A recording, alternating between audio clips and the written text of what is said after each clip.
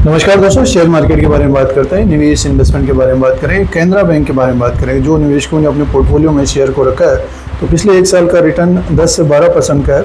काफ़ी उतार चढ़ाव भी देखने को मिला है। 127 में ये शेयर है। आगे Q1 के नतीजे आने वाले हैं, उससे पहले बैंक ने बिजनेस अपडेट दिया है, जैसे कि बैंक है, डिपॉजिट्स कितना हुआ, लोन कितना हुआ, तो ये अपडेट्स के बारे में बात करेंगे। और आगे जैसे कि Q1 के नंबर्स आएंगे तो शेयर प्राइस का क्या ट्रेंड रह सकता है, इस पॉइंट के ऊपर बात करेंगे। जो निवेशकों ने अपने पोर्टफोलियो में शेयर रखा रहता है तो अपडेट्स के बारे में, खबर के बारे में जानकारी लेते रहते हैं। तो आजकल बहुत सारे माध्यम हैं और उसमें से देखिए सोशल मीडिया में काफ़ी जानकारी मिल जाती है।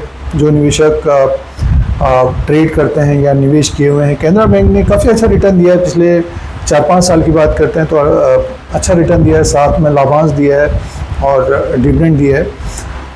तो जो नए निवेशक इसमें ट्रेड कर रहे हैं या इन्वेस्टमेंट कर रहे हैं तो सबसे पहले जो अपडेट है सबसे पहले बिजनेस की बात कर लेते हैं। जो अपडेट आया उसके बारे में बात करेंगे। देखिए, अपडेट दिया है बैंक ने, इसमें 30/6/2026 तक जो ग्लोबल बिजनेस है 29,05,820 करोड़ का है। 3.55% की ग्रोथ है। क्वार्टरली ईयरली 14.40% की ग्रोथ है।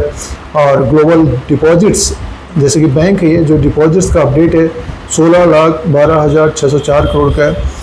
2.80% की ग्रोथ है। 11.69% की ग्रोथ सालाना है। और ग्लोबल एडवांसेस जो लोन है इसमें 12,93,216 करोड़ का एडवांसेस का अपडेट है। 4.50% की ग्रोथ है। क्वार्टरली सालाना 17.96% की ग्रोथ है। तो देखिए, कैनरा बैंक में अच्छी ग्रोथ देखने को मिल रही है। 10% से ज़्यादा की ग्रोथ है। ग्लोबल बिजनेस में 14% है और डिपॉजिट्स में 11.69% है और एडवांसेस में 17.96% है। तो अच्छी ग्रोथ देखने को मिल रही है। आगे Q1 के नतीजे आएंगे तो उसमें इनकम और प्रॉफिट का देखना पड़ेगा कि कितना अपडेट आता है और एक्सपेंसेस कितना रहता है, उसी के अनुसार प्रॉफिट आएगा।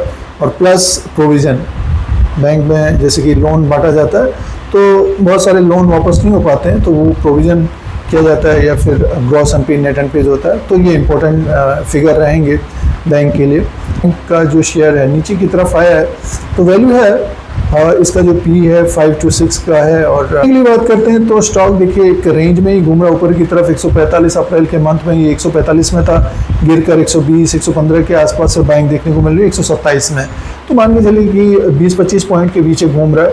जो निवेशकों ने लॉन्ग टर्म के लिए अपने पोर्टफोलियो में शेयर को रखा है तो मेरे हिसाब से अभी होल्ड करना चाहिए। जो शॉर्ट टर्म के लिए कारोबार करते हैं, जैसे कि अगर नतीजों के लिए कारोबार कर रहे हैं तो तेज़ी बनती है। ऊपर का जो रेजिस्टेंस रहेगा 133-135 का रहेगा, फिर 52 वीक हाई रहेगा। और आगे बाजार में रैली बनती है तो अपना 52 वीक के हाई भी क्रॉस करेगा। 162 का इसका हाई है, वहाँ तक जाने में थोड़ा बहुत समय लगेगा। और 103 का इसका लो है। तो नीचे की तरफ आता है तो नए निवेशक जो इसमें देखना चाहते हैं या फिर निवेश करना चाहते हैं, कैनरा बैंक के ऊपर नज़र रखनी चाहिए। और ऊपर की तरफ जाने में थोड़ा बहुत प्रॉफिट बुकिंग करते रहना चाहिए जिनके पास कम समय है। तो ये अपडेट था, इसके बारे में जानकारी थी और जो अपडेट्स आ रहे हैं उसी के अनुसार व्यू भी था। तो अपना व्यू दें, कमेंट बॉक्स में लिखें कैनरा बैंक के बारे में, अगर आप निवेश करते हैं, इन्वेस्टमेंट करते हैं या ट्रेडिंग करते हैं कैनरा बैंक में। तो इस तरह की जानकारी के लिए धीरे सिंह स्टॉक मार्केट को सब्सक्राइब करें, लाइक करें, शेयर करें, कमेंट करें। धन्यवाद।